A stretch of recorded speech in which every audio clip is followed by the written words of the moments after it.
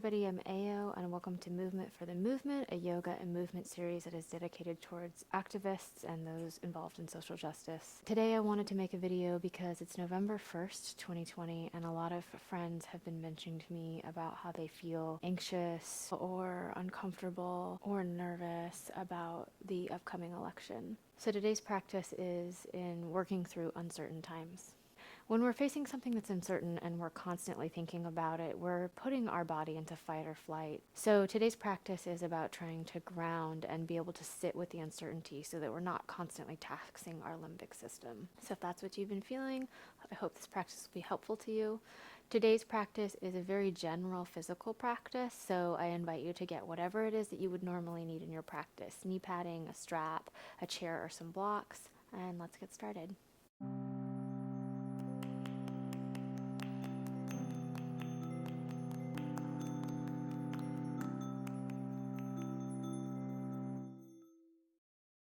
So we're going to move into a little breath practice here, and we're going to take a slightly longer exhale with gentle pauses between the inhale and the exhale. So you can think of it as breathing in for 4 counts, holding for 2 or pausing for 2, and then exhaling for 6 and pausing for 2.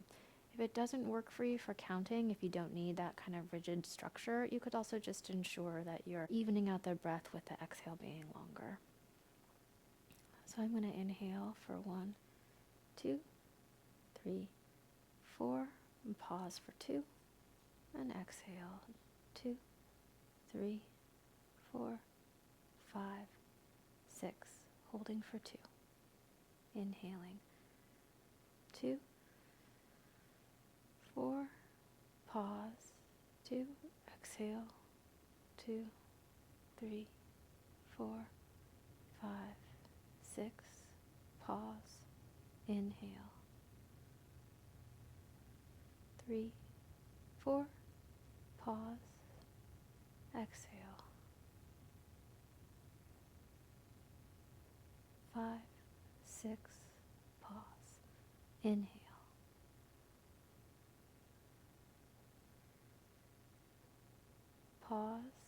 exhale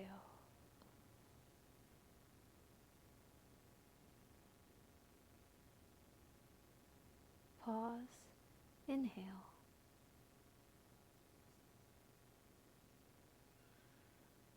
5, 6, exhale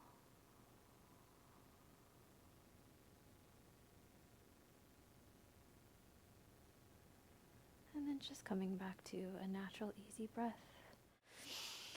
I'm going to inhale and reach my arms up overhead. We're having a little bit of a rainstorm right now, so Papuji is here shaking at my feet. She is feeling the fear of uncertain times as well. Alright, so I'm drawing my knees into my chest and just rocking myself a little bit from side to side. Okay, I'm going to draw one knee into the chest with the opposite leg bent this time. I'm going to reach that leg up towards the sky. You might be using your hands, you might be using a strap, and I'm just trying to wake up the back of my leg, really general, just kind of opening. I might take some circles with my ankle, just kind of feeling a little opening on the back of the leg, feeling the foot wake up, and then just really simple, I'm going to switch to the other side. Grabbing hold of the thigh, and just encouraging some movement.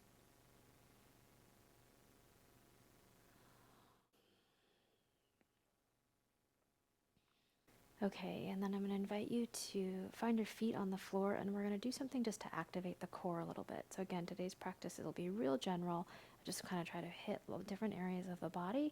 So if it's not comfortable for you to rock up and down the spine, you might lift your head up and just find your tummy muscles by just taking a really gentle kind of lift here. See if you can release the sides of the neck. You might get a little shaking. If it's comfortable to you, you could go ahead and rock up and down the spine. Finding a little balance, maybe at the top. And then we're going to meet by coming onto hands and knees.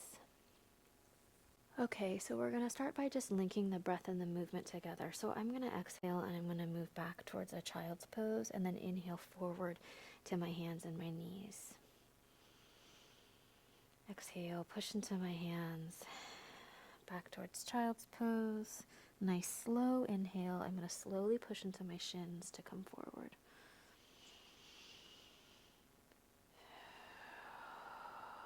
So one of the ways to get out of anxiety and obsessive thinking is to give the mind a task, right? So this is a really simple task of just linking the movement to the breath.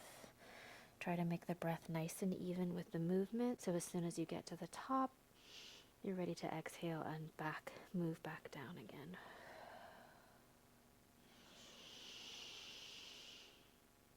Just one more time.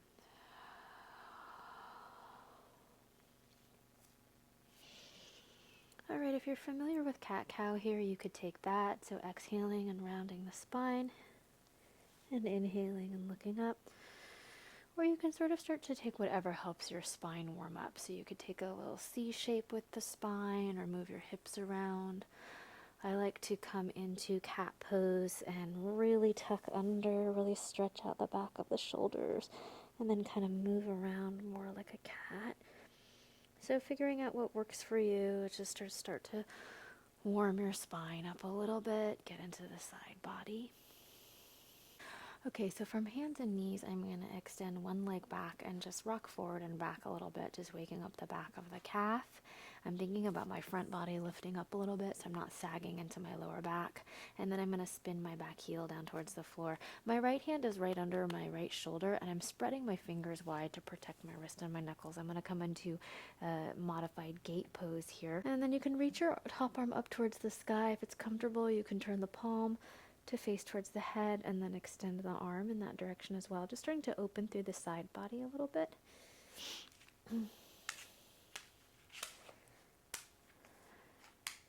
I have a sad and scared dog here of the weather. All right, when you're ready, bring yourself back and we'll just take the other side. So I'm going to extend my right foot back and just wake up the back of the calf a little bit, spin the heel down, left hand supports me, fingers wide as I reach my right arm up towards the sky, and then turning the hand and the arm, just opening through the side body.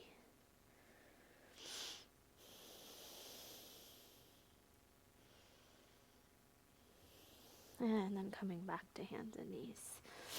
This is getting to be too much for your wrists. You could also come down onto your elbows for this next one. I'm going to reach my left leg back behind me. I'm going to float my foot up off the floor for a moment, feeling again my front body lift towards my back body so I'm not sagging in the lower back.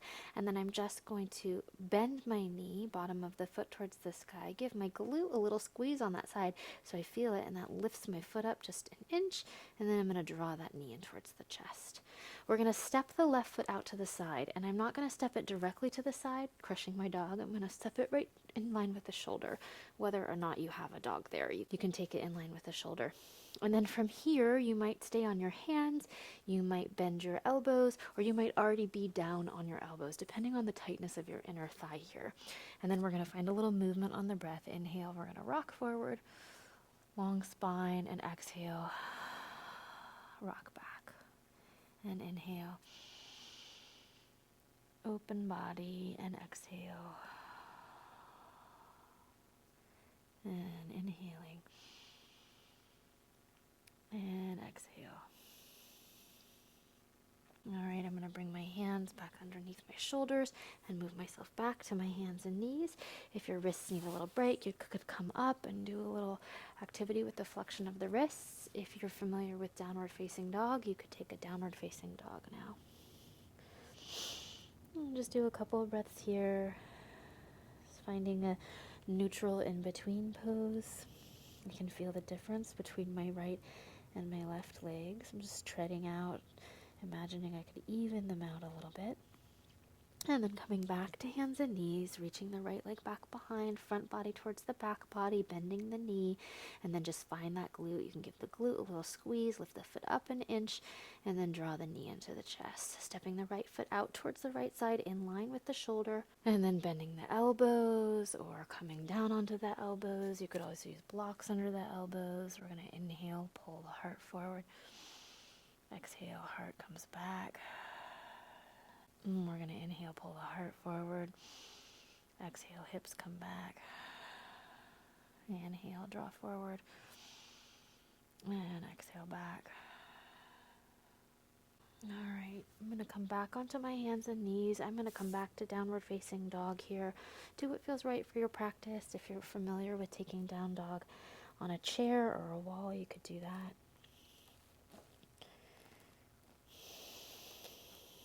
And then just a couple things to generate a little bit of heat. I'm going to tuck my tailbone under and roll myself to a cat plank pose. And then I'm going to exhale back to my downward facing dog. And then I'm going to take that again.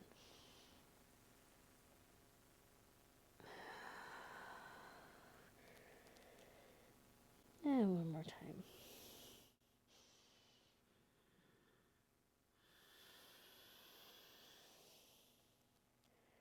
Alright, I'm going to start to walk my feet forward towards my hands, or however it works for you to come to stand.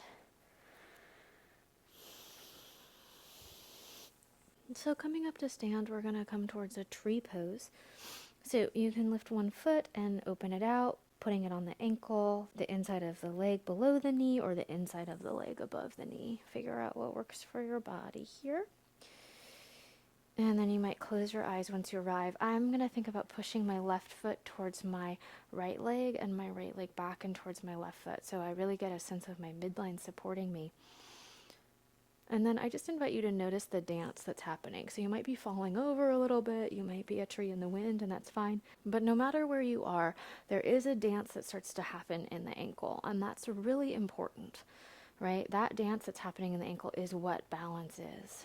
Balance is never static. Balance is constantly in motion. Balance is the up and down, just finding the in-between. The proprioceptors in our ankles are working to help us understand where the weight is, and it's okay to have some movement in your balance. You want that. All right, we're going to go ahead and cross that ankle over. So I'm going to come into a number 4 shape with the legs and then bend my supporting leg. Now you may find here that you want a surface in front of you to support you. You might press your palms together in front of your midline, or you might be bringing your hands all the way down to stretch a little bit more in towards this left hip. We're just going to spend some breaths there, just opening up that hip while we simultaneously build some strength in the opposite leg.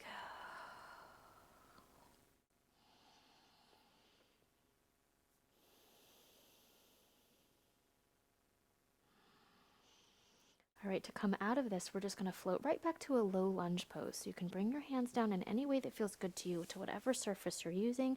Step the left foot back behind you, and here we are in low lunge. From here, I'm going to bend the front knee and look forward, pull my heart forward, and then I'm going to exhale and move my front leg towards straight. I'm not going to come into my deepest stretch. I'm just finding a little opening.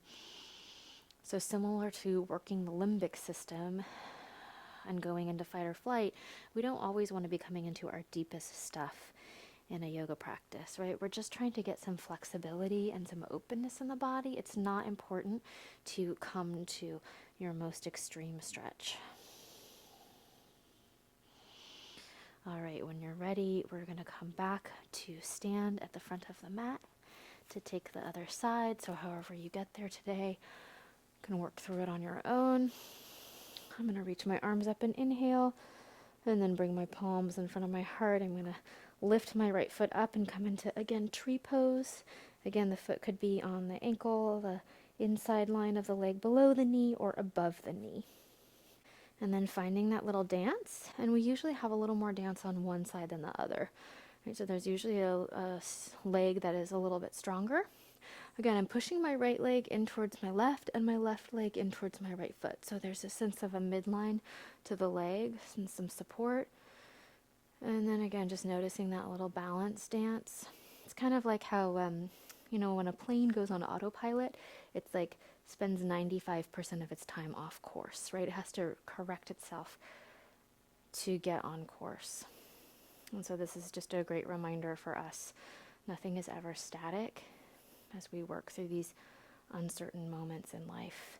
All right, we're going to find number 4 shape, crossing the ankle over and then bending the supporting leg.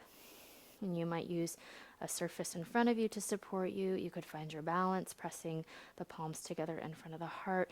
You might bring your hands down to find a little more stretch through that right hip, and we'll breathe here.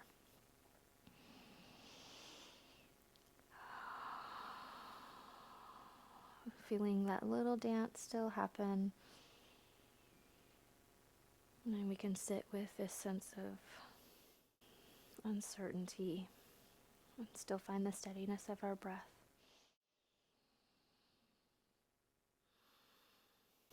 All right, however you get there, we're going to come back into a low lunge pose.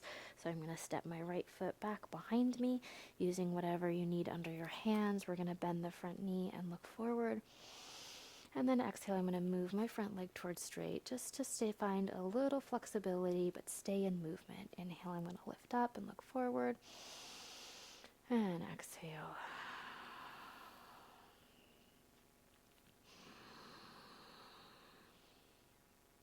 And exhaling.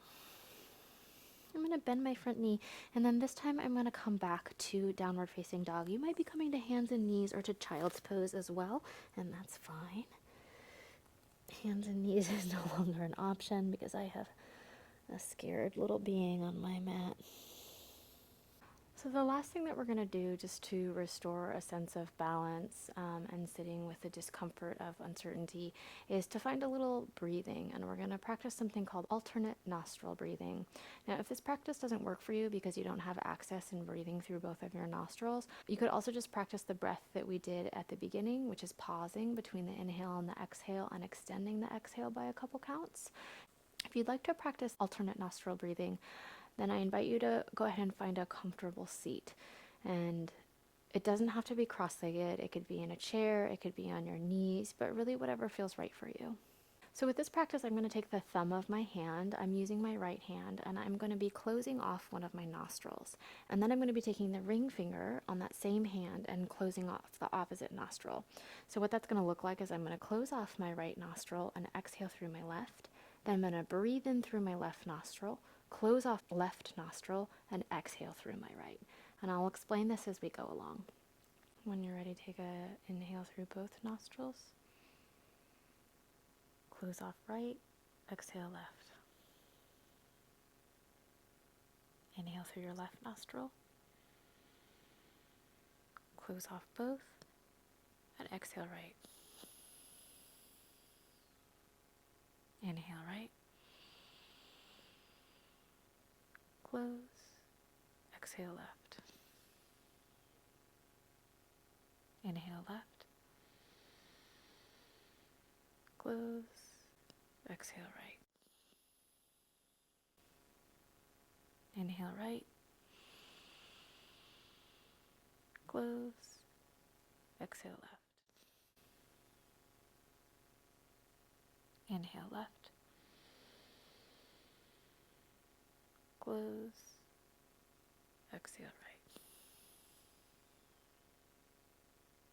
Inhale right. Close, exhale left. And then you can bring your hand down and just take about 3 breaths in between, just nice and even.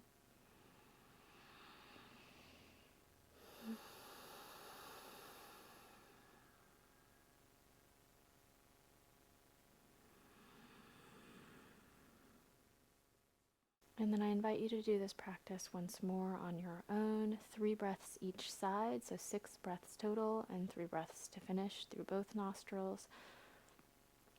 Allowing yourself to find the length of each breath and the pause in between. So just a reminder that when we practice yoga and meditation, you may not always feel the benefits in the moment, but the purpose is to find a sense of grounding and how it affects you in a daily level in your life. And that's the same kind of attitude that we can take towards this election, right? It's not about one election. It's not about just this one day. It's very likely that the election results could take a long time to roll in, and also very likely that the balance of the Supreme Court means that we're going to have to be in it for the long haul. So remember to take breaks for yourself and to think of this election not as the end-all be-all, but instead, how are you making sure that you're taking care of yourself along the way so that we can create a movement that is sustainable? Whatever happens during these next couple days, the next couple months, and the next couple years, we have to stick to our vision and take the steps necessary each day along the way to get closer to it. I look forward to seeing you on the journey.